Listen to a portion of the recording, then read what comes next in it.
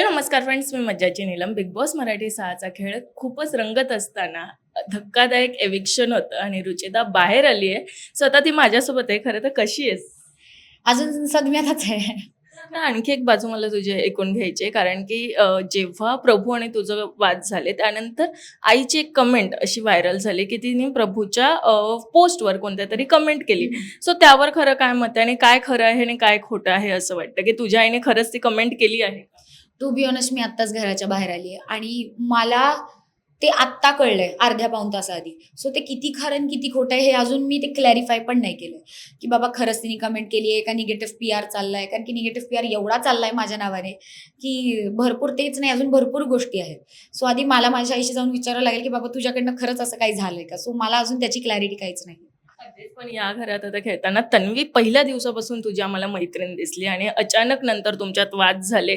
तू तिला कॅप्टन्सीसाठी मदत केली नाही आणि त्यानंतर शेणाच्या टास्कमध्ये तिने तुला नॉमिनेट केलं. असं सगळं घडत असताना तुमची मैत्री खरं तर दुरावली. तर ही मैत्री खेळापुरतीच होती का? ही फेक फ्रेंडशिप होती, की तिने टोळी देखील सोडली त्यानंतर?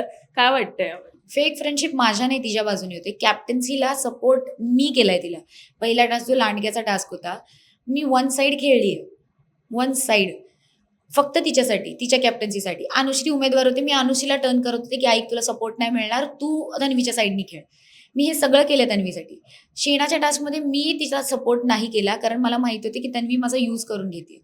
कारण जेव्हा तिला कळलं भाऊच्या धक्क्यावरती, की रुचिता निगेटिव्ह दिसते, तिने पटकन माझा हात सोडला. तिला एकदा पण नाही वाटलं, की आपण जर का मैत्रीण म्हणतोय, तर त्या मैत्रिणीसाठी आपण तिच्या बॅड टाईममध्ये पण उभं राहायला पाहिजे. तेव्हा तिचा बॅड टाईम होता, तेव्हा मी तिच्या कंटिन्यू सोबत होते. ती स्वतःला मारून घेत होती, तेव्हा सुद्धा मी होते तिच्यासोबत, कोणीच नव्हतं. कॅप्टन्सीमध्ये पूर्ण तुटली होती, जेव्हा तिला कॅप्टन्सी मिळाली नव्हती, तेव्हा मी होते तिच्यासोबत. पण जेव्हा मला एक मैत्रीण म्हणून तिची गरज होती, तेव्हा ती नव्हती माझ्यासाठी. का? तर रुचिता निगेटिव्ह दिसतीये. सो तन्वीचा पूर्ण गेम पॉझिटिव्ह दिसण्यात आणि निगेटिव्ह दिसण्यातच होता. मला माहीत नाही हे बाहेर आलंय का नाही. पण जेव्हा ती सागरदादाच्या कॉमेडीवरून बोलली होती, तेव्हा ती आत जाऊन अंग पटकत रडत होती, की मला जान्हवी किल्लेकर नाही दिसायचं.